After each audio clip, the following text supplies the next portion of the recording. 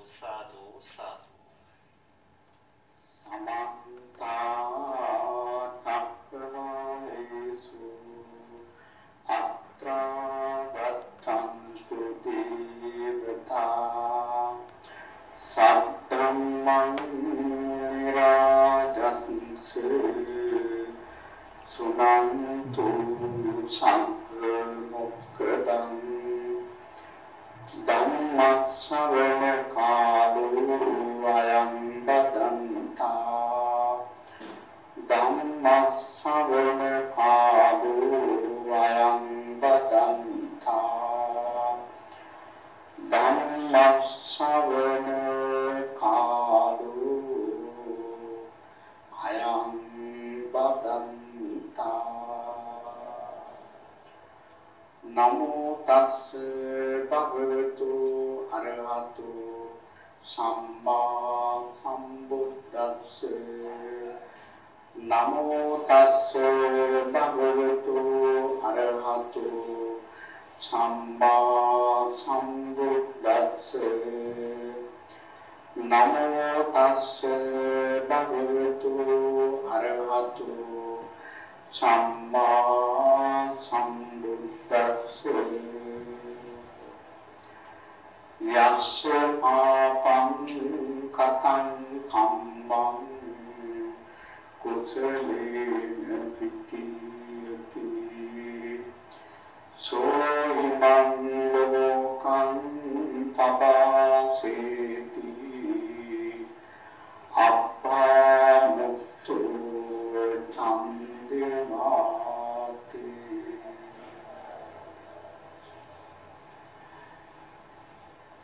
සද්ධාන්ත කාරුණික පින්තුනි මේ වක්පුර පසළොස්වක බොහෝ දවසේ තලවතුගොඩ ශ්‍රී ඥානාරාම භාවනා මධ්‍යස්ථානයේ අද මේ පුන් බොහෝ දවසේ කෙරෙන ප්‍රථම ධර්මානුශාසනාව ශ්‍රවණය කරන්නටයි පින්වත් හැම දෙනාම බලාපොරොත්තු වන්නේ සූදානම් වන්නේ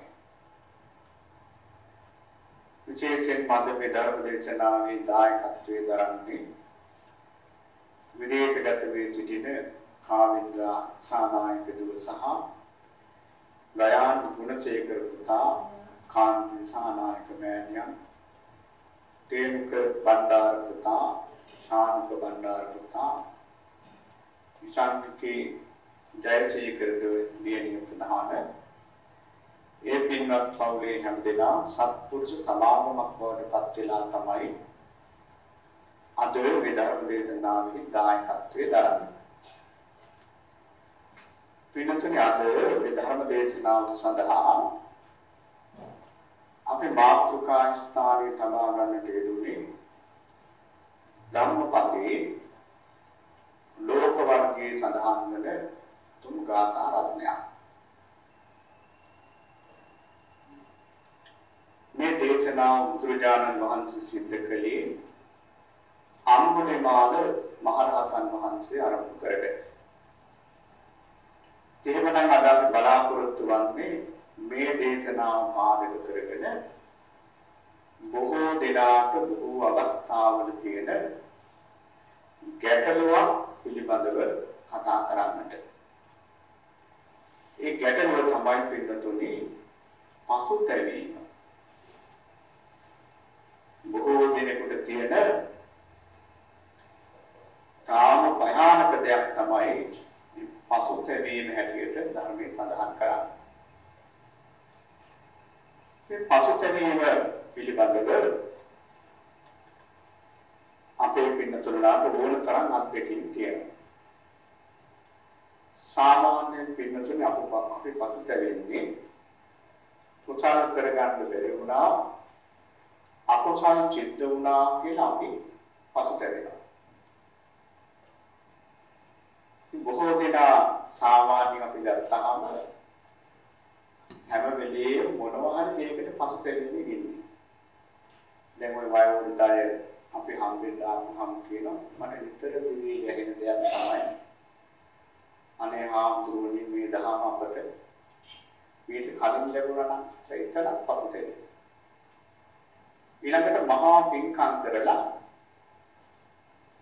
පින්නතුනේ පින්කම් තුල ඒ පින්කම් පිළිබඳව නෙවෙයි කතාව.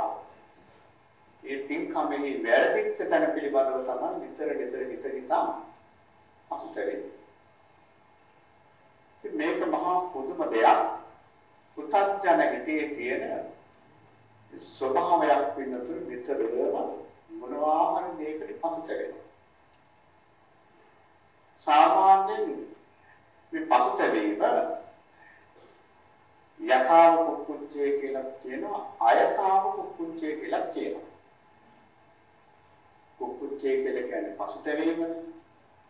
යථාව කුක්කුච්චේ කියලා කියන්නේ අපි දැන් සමහර වෙලාවට පසුතැවෙනවා.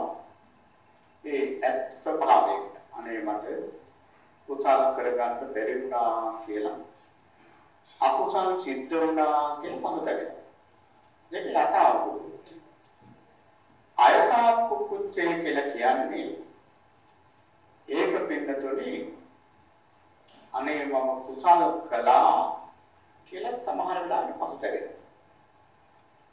මේ කුසල කරා කියලා පසුතැවෙනවා කාණ්ඩ තියෙනවා. දැන් බලන්න කවුරු හරි කෙනෙක් දැන් මොනවාමකමක් හදා ගන්නවා. අනේ මම දන්නවා නම් ඔය ආම්දුරන්ට උදව් කරන්නේ නැහැ. දැන් ඒක දාන්න කියලා තියෙනවා. ඊළඟට මොනවා හරි ප්‍රශ්නයක් වුණාට පස්සේ අර ඔක්කොම ඉවරයි. ඊළඟට බලන්න දැන් ඔය ධර්මයේ වහාගෙන යන අය මේ කවුරු ධර්මයේ වහාගෙන තමයි යන්නේ. හදිස්සි ගමනක් යන අය මොනවා හරි විද්‍යා දෘෂ්ටියකට අහු වෙලා අපිට පවා කතා කරනවා. අනේ ස්වාමීන් වහන්සේත් අපිට මතක් වුණා. අපිට ඉතින් මුල් දවස්වල අපිට පෙරස් සමාදන් වෙනකොට අපිට අවවාදන් සාසනා කළා. අනේ ස්වාමීන් වහන්සේ දැන් තමයි අපිට නියම ධර්මය ලැබුණේ. එක වෙලාවකට හිතෙනවා අපි ඒ කාලේ කරේ මොන තරම් අපරාධ වැඩක්ද කියලා. කාලේ මම අපි කළේ. අර බලන්න. ඕකට කියනවා අයථාව කුක්කුච්චේ. එහෙමනම් කොහොම හරි පසුතැවිල්ල ඉතා භයානක දෙයක්. මොකද පින්නතුනේ ජීවිතේ මොන තරම් හොඳ දේවල් කරා. අපි හිතමු හොඳ දේවල් 1000ක් කරලා තියෙනවා කියලා. හැබැයි එකම අනුපාඩුව ගැන හිතා බොහෝ දෙනා පසුතැවෙන්න පුරුදු වෙලා තියෙනවා. ඉතින් මට හිතෙන්නේ නම් මේක නිකන් ඇබ්බැහියක් වගේ දෙයක්. පින්නතුනේ ජීවිතේ කිසිම වරදක් කරන්නේ නැතුව දැන් අපි හිතමු කෙනෙක් මේ ජීවිත කාලය තුල කිසිම වරදක් කළා නැහැ. හැබැයි උන්ති දෙයකට මොකක් හරි දෙයක් ඉතින් හදාගෙන පසුතැවුණොත් ඒ පසුතැවීම පිළිතුරු හේතු වෙනවා දුගතිගාමී වෙන්න. බලන්න පසුතැවීම කියන්නේ සුළුපටු දෙයක් නෙවෙයි. මේ පසුතැවීමේ මූල බීජය අපි ගත්තාම සිත්පතේ දෝමනස්ස සහගත පටිඝ සම්පයුක්ත සිද්දක. පින්නතුලට මතක ඇති දෝමනස්ස සහගත පටිඝ සම්පයුක්ත අසංඛාරික සිද්ද. දෝමනස්ස සහගත පටිඝ සම්පයුක්ත සසංඛාරික සිද්ද. මෙන්න මේ සිද්දකෙන් තමයි අපි පසුතැවෙන්නේ. ඔය සිද්දකෙන් තමයි අපි කේන්ති ගන්නෙ. පටිඝේ තරහ ඇති වෙන්නේ. පින්නතුල හොඳට මතක තියාගන්න ඕනේ කේන්තියේ තරහමේම පැත්තක් තමයි පසුතැවීම කියලා කියන්නේ. දැන් සෝපේ කියලා කියනවා. ඇනීම කියලා කියනවා. අපි අඬන්නේ තරහයි. ඊළඟට අපි පිළිකුල් කරනවා. මේ පිළිකුල් භාවනාව ගැන නෙවෙයි කියන්නේ. යම් කිසි දෙයක් පිළිකුල් කරනවා නම් ඒ කරන්නේ මේ තරහ සිද්ධි. මේ සිද්දක අපි නිකන් පොඩ්ඩක් මේ වෙලාවෙන් සිහිපත් කරගත්තොත් දැන් බලන්න දොම්නස් ඇති වෙන්නේ ගැටෙන අරමුණක් හම්බුනහම. අපි හිතමු දැන් අපි මේ විහාරයෙන් එළියට යනවා. යනකොටම අපේ ජීවිතේ දකින්නම අකමැති පුද්ගලයෙක් දකිනවා. අන්න ගැටෙන අරමුණක් හම්බුනා, හිත දොම්නස්යටපත් වුණා. කෙලින්ම තරහයි. උන්න පළවෙනි හිත. එහෙම අපිට කේන්ති යනවා නෙවෙයි. ඊළඟට දෙවෙනි හිත ඕකමයි. මේ විහාරයෙන් එළියට යනකොටම උන් අපි අක්කන්න කිව්ව කෙනා ඉස්සරහට එනවා. එතකොට තමන්ගේ පිළිදත් හරි තමන්ගේ ආමලෙක් හරි දරුවෙක් හරි එළියට යනවා. කේන්තිය පාලනය කරගෙන යනවා ළඟ ඉන්න කෙනා කියනවා අන්න අහවලා එනවා. ඕක මින් බලාගෙන යන්න එපා මෙවටෙක් කියලා හිතයි.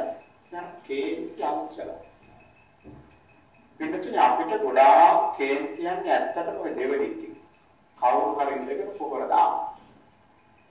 එතකොට තමයි වැඩියෙන් අපිට කේන්තිය. එහෙමනම් මොනවයි සිද්දකින් තමයි කේන්ති ගන්න.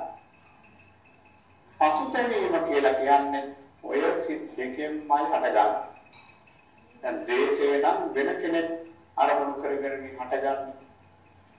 නමුත් පසුතැවීම හටගන්නේ තමන්ම අරමුණු කරගෙන තමයි පසුතැවීම හටගන්නේ. හැබැයි සමහර අයට මේ පසුතැවීම හොඳ නැහැ කියුවා මෙන්න මේ පැත්තත් හිතන්න ඕන. කිසිම කර්මයේ කර්මඵලයේ ගැන විශ්වාසයක් නැති. ඒ වගේ කිසිම මේ හොඳ නරක දෙක පිළිබඳව දැකීමක් නැති අයට මොනම පසුතැවීමක්වත් නැහැ. ඒ පසුතැවීමේ හේතුවක් නැහැ. ඒ පිළිබඳව හිතන්නේ. ඉතින් එහෙම හරියන්නේ නැහැ. එහෙමනම් ඉතින් වැඩ කර අමතක කර යයි. එහෙම නෙවෙයි. ආයත සංවරයේ පිටන්න ඕන. හැබැයි පින්නතුනි වරදක් වුණාම ඒ පිළිබඳව තැවිතෙමි ඉන්නවා කියන එක නම් හරි බරපතලයි. දැන් බලන්න කාශ්‍යප බුද්ධ ශාසනයේ හිටියා හොඳට සිල්ගුණ ගුරු ස්වාමීන් වහන්සේ නමක්. වාසේ බොහෝම සීලවන්තයි පින්නතුල දානවා. කාශ්‍යප බුදුරජාණන් වහන්සේගේ කාලේ මිනිස්සුන්ට ආයුෂ තිබුණා අවුරුදු 20000ක්. ඉතින් මේ ස්වාමීන් වහන්සේ අවුරුදු 10000ක්ම මහානදම් කෙරුවා. තාම හොඳට මහානදම් කෙරුවා. දවසක් මේ හාමුදුරුවෝ ගංගකින් ඉතර වෙලා උන්වහන්සේට වඩින්න අවශ්‍යතාවයක් තිබුණා. උන්වහන්සේ ගංගෙන් ගොඩ කියලා පාරවකට නැග්ගා. පාරවකට නැගිටින්න පාරව හෙලවෙනවා. උන්වහන්සේ ගංගිමුරේ තිබිච්ච අඳුරක් අල්ලගෙන පාරවක බහිනකොට පාරව ටිකක් ගැස්සුණා. ඉතින් අර අල්ලපු ගහේ අතුකොළ ටිකක් උන්වහන්සේගේ අතට කැඩිලා ආවා. පින්නතුන් උපසම්පදා විසුවකට ගස් කොළන් වල අතු මල් කලන්න පුළුවන් කමක් නැහැ. හැබැයි ඒක පුංචි ශික්ෂාපදයක්. කවුරුත් මේ ගහක අත්තක් කැඩුවයි කියලා ආයන්නේ නැහැ. හැබැයි ශික්ෂාපදයක් තියෙනවා. ඉතින් එහෙමනම් ඒක බුදුරජාණන් වහන්සේ පනවා වදාළ ශික්ෂාපදයක් තියෙන චූටි ශික්ෂාපදයක්. ඉතින් ඒ වගේ ශික්ෂාපදයක් කරනවාම පිළිතුරු ක්‍රමයේ කෘත්‍ය නැවතින් අයින් වෙන්නේ. වික්ෂුන් වහන්සේලා වැඩදෙනවා කියලා හක් කරනවා. ඒ තමන්ගේ විච් වැඩදී අන් වික්ෂුවකට ප්‍රකාශ කරනවා. මේ සමාව ගන්නව නෙවෙයි. මේ සමාව ගැනීම නැත්නම් මේ විදිහට වරද කමා කරනව නෙවෙයි. ඒ වරද කියලා ආයත සංවරයෙන් පිළිටනවා. එහෙම ක්‍රමයක් තියෙනවා. ඉතින් මේ සාමාන්‍යව එහෙම කළේ නැහැ. මේ පිළිබඳව හිතා කනගාටු වුණා. පසුතැවිලි වුණා. ඊටත් පින්නතේ උපසම්පදා සීලය අවුරුදු 10ක් අවුරුදු 10000ක් ආරක්ෂා කරලා යනවා. ඒකෙන් ඉතාම අනුකූල ශික්ෂාපදයක් තමයි මේ කරුනේ. දැන් උන්වහන්සේ මේකෙන් මුද්දටම කම්පාවටපත් වුණා. දැන් පසුතැවෙනවා.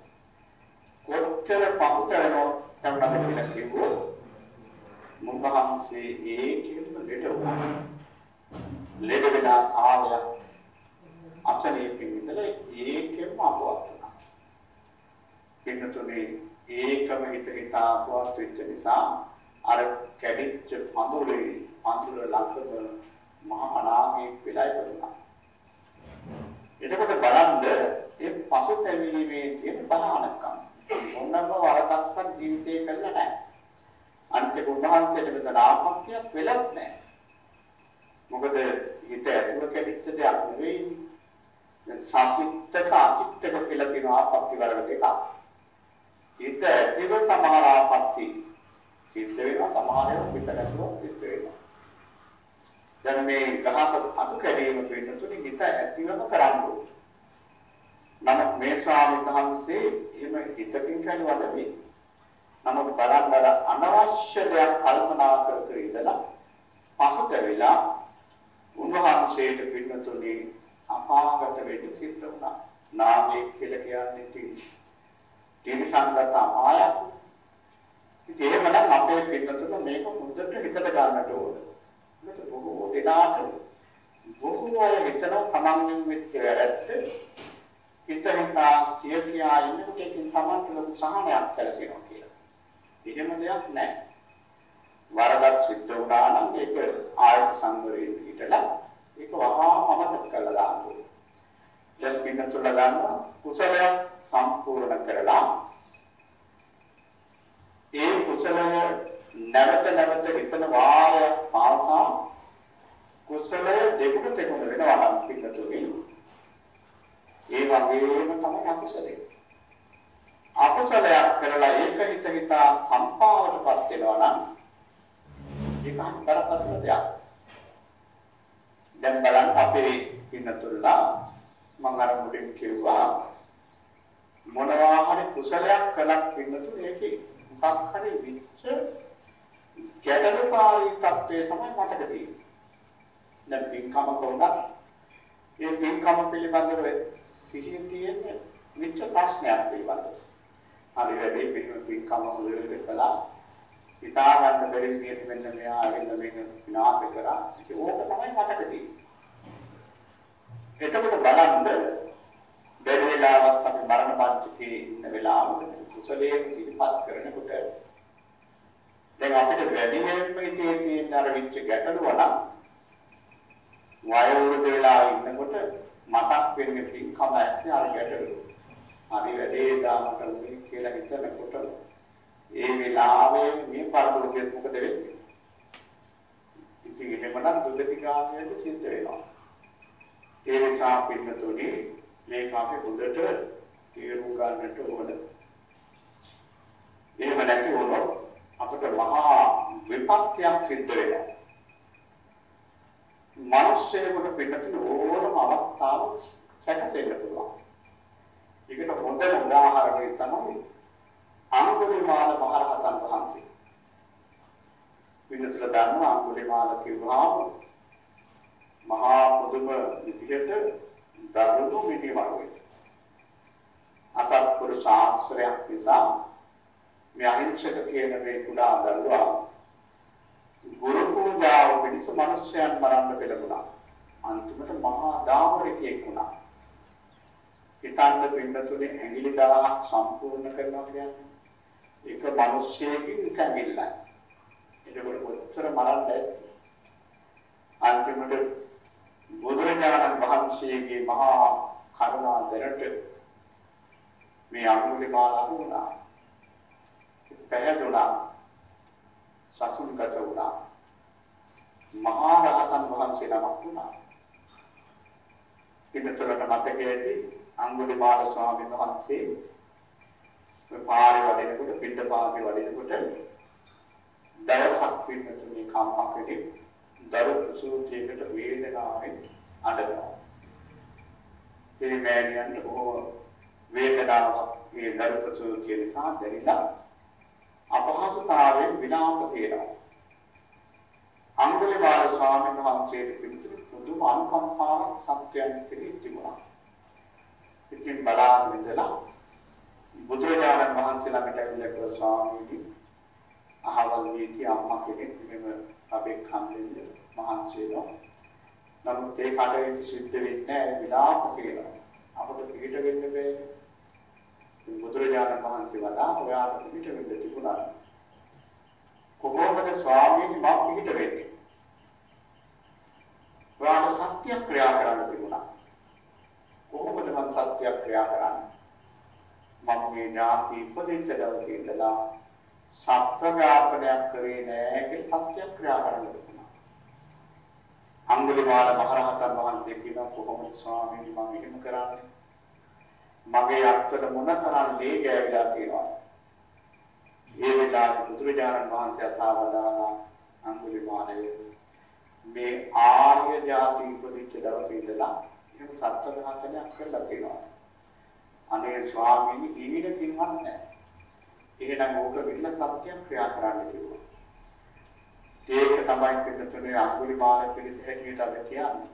යතෝ හම්බගිනියයි ජාත්‍යා ජාතු නාවිතානා සංචිත්තපාන ජීවිතා වූපේතා. පාලි භාෂාවෙන් වගිනි කියලා කියන්නේ නංගිට. ඔන්න කරපු සත්‍යක්‍රියාව මොකද්ද? අනේ නංගියේ මම මේ ආර්ය ජාති ඉපදිච්ච දවසේ ඉඳලා දැන සත්‍ය ඝාතනයක් කරේ නෑ. ඒ සත්‍යානුභව වලින් නංගි සුවපත් වෙලා සුවපත් ධර්මයෙන් පිළිදේවා කියලා සත්‍යක්‍රියා කළා. එවෙලේ මේ අපදරු ප්‍රසූතිය සිද්ධ කළා. අවුරුදු 2500ක් විහිදත් පින්නතුනි අද අපේ අම්මලාට මේ සත්‍යක්‍රියාව පිට වෙනවා. ඒ කොහොම හරි අඟුලිමාල මහරහතන් වහන්සේ පිරිනිවන් පෑවා.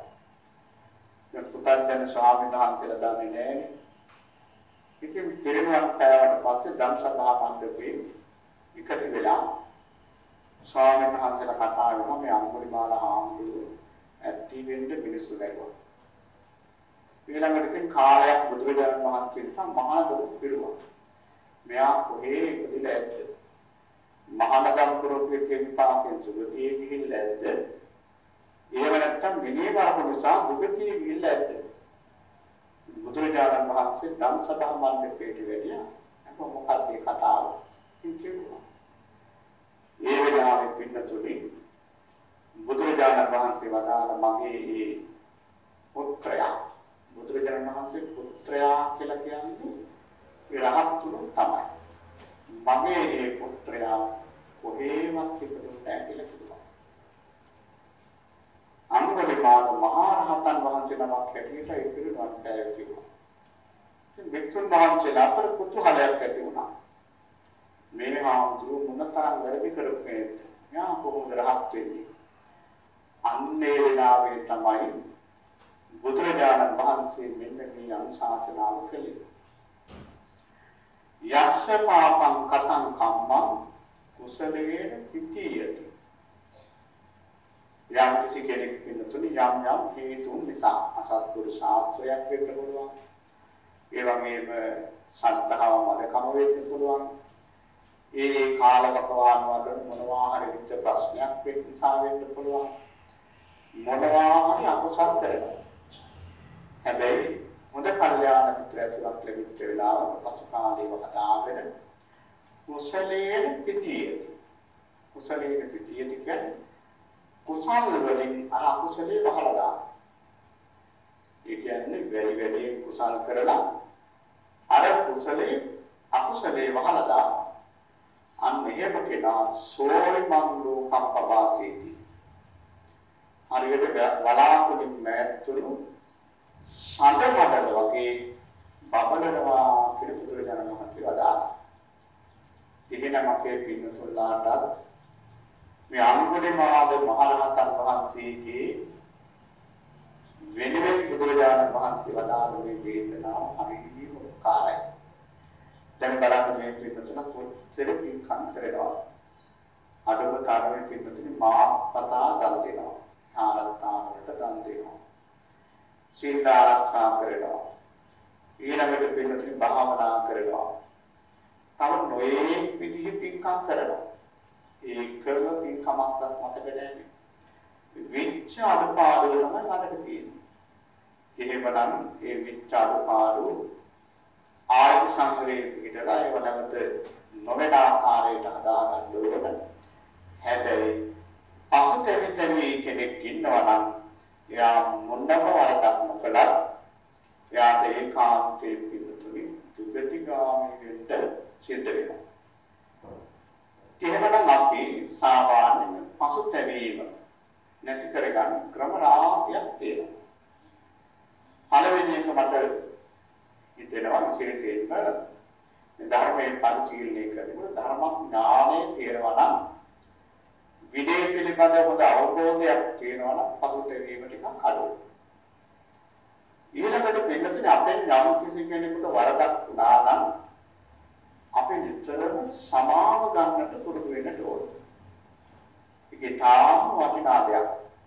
දැන් බලන්න අපි හැමදාම තුරුණුවන් වන්දනා කරලා කායේන වාචා චිත්තේන කියලා තුරුණුවන් කමව කරගන්න.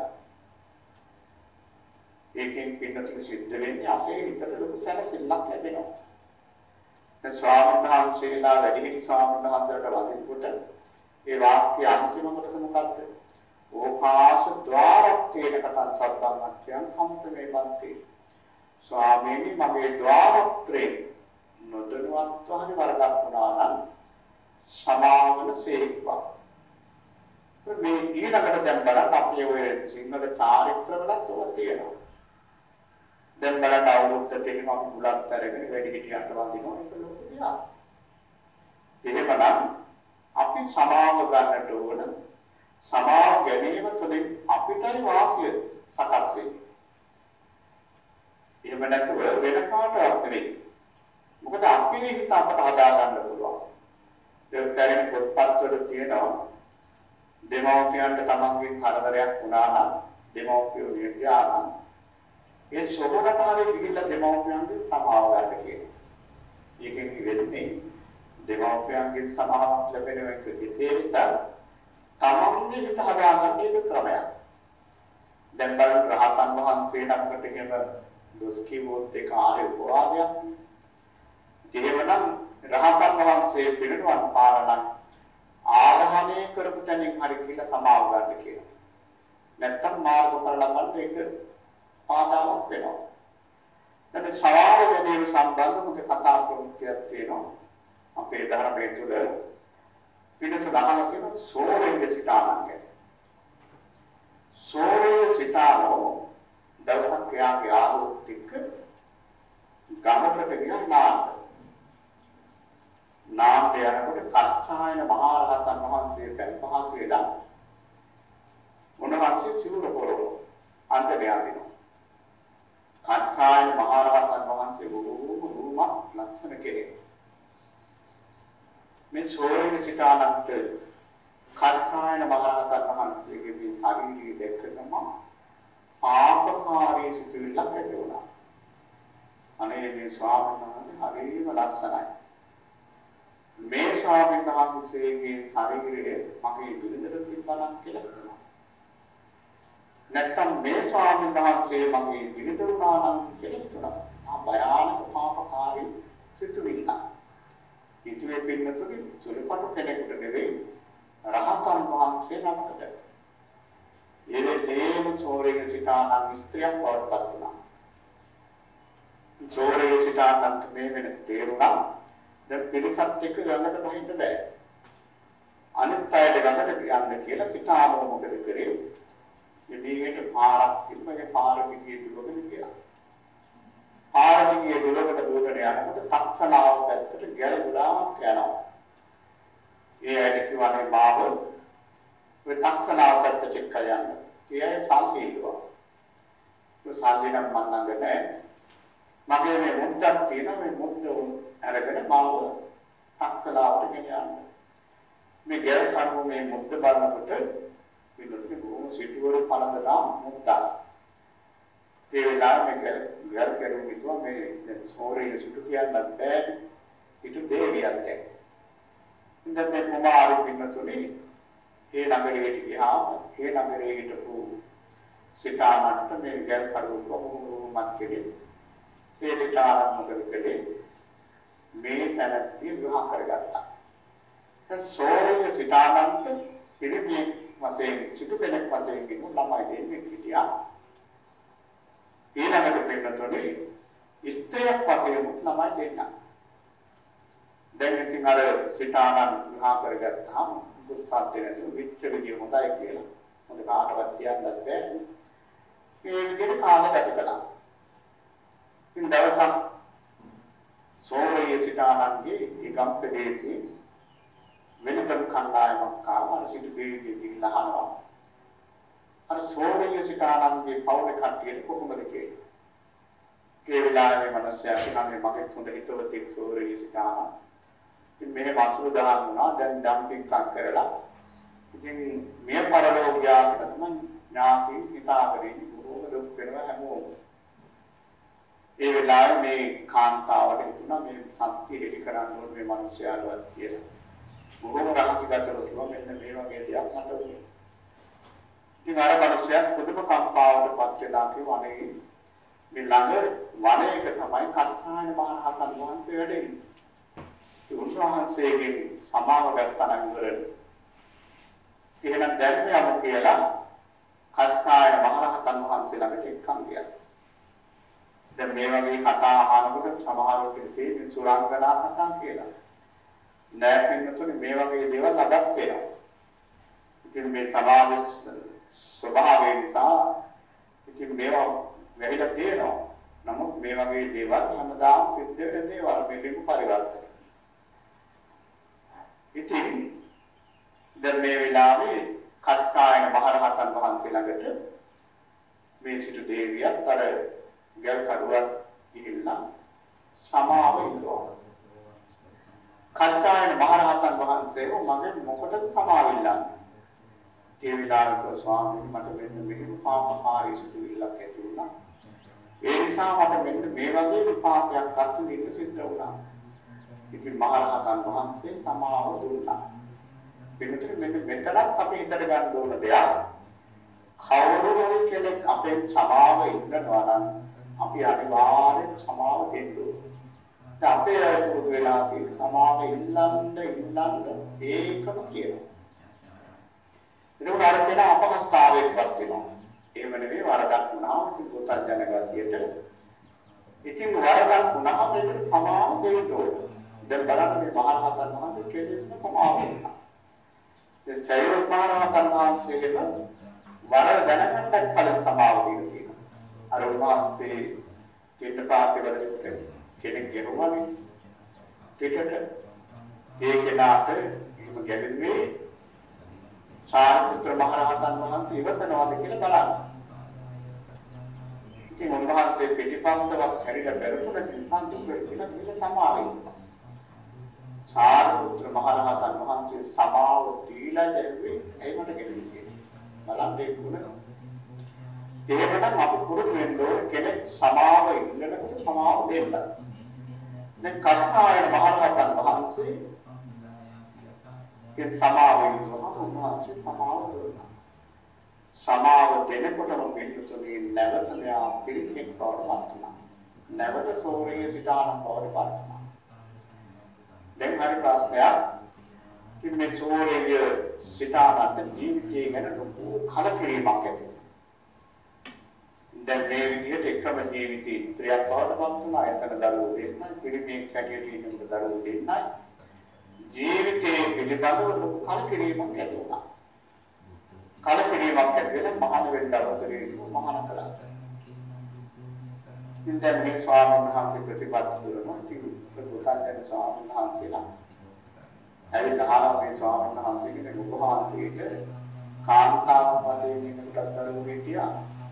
පිරිමියෙක් වශයෙන් ඉන්නකොට දරුවෝ හිටියා. උපහාසයේ වැඩිම ආදරේ අම්මා කෙනෙක් වශයෙන් දරුවෝ හිටියා. ඒ දරුවන්ට නැත්නම් තාත්තා කෙනෙක් වශයෙන් උපහාසයට දරුවන්ට ඉතින් ස්වාමීන් වහන්සේ කියන මම වැඩිම ආදරේ අම්මා කෙනෙක් වශයෙන් ඊටු කාලේ ඒ දරුවා ඉතින් අදලා මේ තමයි ස්වාමීන් වහන්සේ දිනවල ඒක හොයලා ඒ වෙලාවේ පින්නතුනේ ඉන්න මොනවාගේ කිව්වා අම්මා කෙනෙක් වශයෙන් ඊටු කාලේ දරුවන් ආදරේ අවස්ථාවයක් විතරක් තමයි ඒක දුන්නාසේ කොහොමද මොන කරුවේද ආදරයක් ඊළඟ දෙතුන්වහන්සේලා ගුරුවරයන් වහන්සේ මතක් කරලා මේවා උදාහරණ කියනවා අහවල් දරුවන්ගේ ආදරේ ඉන්නේ නැහැ ගුරුවරයන් වහන්සේලා දාපේ මම කියනවා මේ කතාව මතක් කරේ දැන් බලන්න අපිට සමාව ගත්තාම අපිට දැනෙන්නත් තියෙනවා විසඳාගන්න දෙයක්. ඒක තමයි පෙරේ ස්වාමීන් වහන්සේලා මෙතරම් කමා පිළිම සිද්ධ කරලා තියෙන්නේ. ඒක ලොකු දෙයක්. එහෙමනම් පින්වත් හැම දෙනාම ඉක්ුණට විතර ගන්න ඕනේ. මොකද සමාව වීම සමාව ගැනීමත් පිළිතුරේ ඒක ඉතාම වටිනා දෙයක්. මොකද සාමාන්‍ය සමාව ගැනීම තුළින් ලොකු දෙයක් සිද්ධ වෙනවා බලන්න. රහතන් වහන්සේ නමකට ඉතින් දෝසාවමඩයක් කළොත් කාම නිවන් දකින්න ඒක බැරි වෙන මහා උත්සවයක්. ඒකට කියන්නේ ආව උපවාදය කියලා. එහෙමනම් මේ ආව උපවාදයක් කරලා තිබ්බොත් ඒ රහතන් වහන්සේ පිරිනිවන් පාරලා ධර්මයේ සඳහන් වෙනවා. ධර්මයේ සඳහන් වෙනවා කියන්නේ ඒ රහතන් වහන්සේගේ සමාව ගන්න අවස්ථාවක් නැති නිසා ඒ ආදානයේ කරපු දුර්ගයට පිටින් සමාව ගන්නට ඕන. එහෙමනම් අපේ පින්වත් හැම දෙනාම මේ ටික හොඳට මතක තියාගන්න. මොකද මේ පසුතැවීම කියන එක පිළිතුරු නීවරණයක්. දැන් පින්නතොල ගන්නවා නීවරණ කියලා කිව්වහම හැමදේම වළක්වනවානේ. විශේෂයෙන් කුසල චිත්තකයේ ඉඳ දෙන්නෙම නැහැ නීවරණ වල. ඊළඟට විශේෂයෙන් ධ්‍යාන චිත්ත වෙන්න කොහොමවත් බැහැ. නිවන් දකින්න ලොකුම ආවරණයක්. එහෙමනම් මේ කියන මේ පසුතැවීම අපි හිතට හිතලා අයින් කරගන්න ඕනේ. හැබැයි මේ පසුතැවීම කියන එක පිළිබඳව සාමාන්‍යයෙන් ඔය උත්තර සංයෝජනයක් හැටියට තිබ්බට නසංසුන්තාවේ තිබ්බට නසංසුන්තාවේ පිටිපස්සේ තියෙන්නේම විසිරිච්ච ස්වභාවයේ පිටිපස්සේ තියෙන්නේ මෙන්න මේ පසුතැවීම. එහෙමනම් මේක පිළිබඳව නිවන් දකින්නකම් කියනවා මේ සිව් පාසෙ. ඒ තේරුම් ගන්න හරි අපහසුයි. දැන් බලන්න ආනන්ද ස්වාමීන් වහන්සේ. ආනන්ද ස්වාමීන් වහන්සේලා මොනතරම් වීර්යයෙන් භාවනා කළා. උන්වහන්සේ අදහස් කරේ අනිෂ්ඨාන කරේ මෙත සංගායනාව. මම නැතුව සංගායනාව කරන්න විදිහක් නැහැ. බලන්න එතන තියෙන නොසන්සුන්කම්. පසුතැවිල්ල. කොහොම හරි මම රහත් වෙන්න ඕනේ. 499ක්ම දැන් මේකට තෝරගන්න. දැන් මම කියේ නැත්නම් මේක කොහොමවත් කරන්න බෑ. ඒකෙම හිතලා උන්වහන්සේ හරයන්කින් ඉන්නවා සම්මන් කරනවා. උතුම්ම වීර්යයෙන් භාවනා කළා. අන්තිමට ආනන්ද ස්වාමීන් වහන්සේ කිව්වා මගේ කැපකිරීම මම කළා. මට මේක දෙන්න බැරි වුණාට මගේ කැපකිරීම මම කළා. ඒක රහතන් වහන්සේලා මාව තෝරගත්තත් නැතත් මට කරන්න දෙයක් නැහැ. කියලා උන්වහන්සේ පොඩි විවේකයක් ගන්නද. ඉස්සට ඔළුව කියන්නේ කලින් කියන්නේ සතර ඉරියව්වෙන් තොරව තමයි ආනන්ද ස්වාමීන් වහන්සේ මහා රහත් භාවයට පත් වුණේ. එහෙමනම් බලන්න ඕනවට වැඩි දැඟලුවොත් වැඩි කර ගන්න බෑ. දැන් බලන්න අනුරුද්ධ මහ රහතන් වහන්සේ උන්වහන්සේ රහත් වෙලා හිටියේ නෑ. අනුරුද්ධ මහ රහතන් වහන්සේ ජීවත් සංගි අගතන් පදලට මුස්තේ. අත් සමාපatti තිබුණා.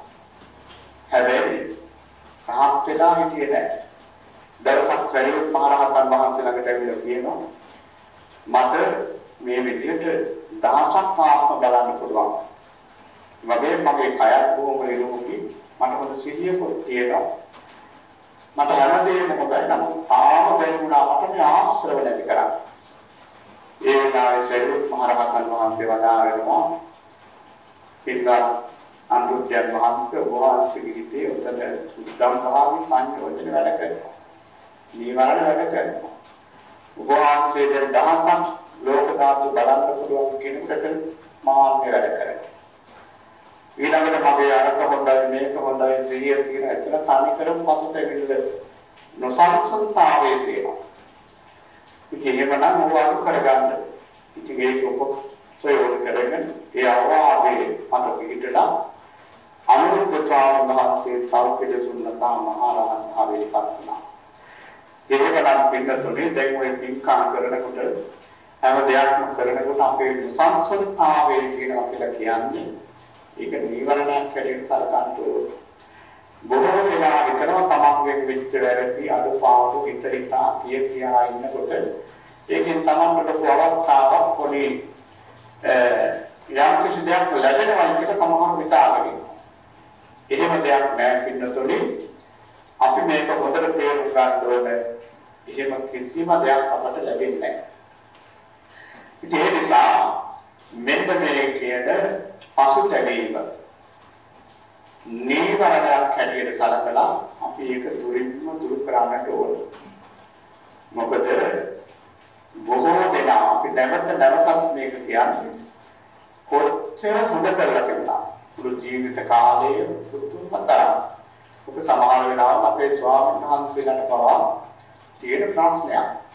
හොඳට පිළිගුණ කරනවා අපි දන්නවා දැන් පොෂික්ෂාකාමී බුද්ධ පුත්‍රයන් වහන්සේලා පොන්චි දෙයක් අල්ලගෙන පිටතුළු මුළු ජීවිතේම විඳවනවා.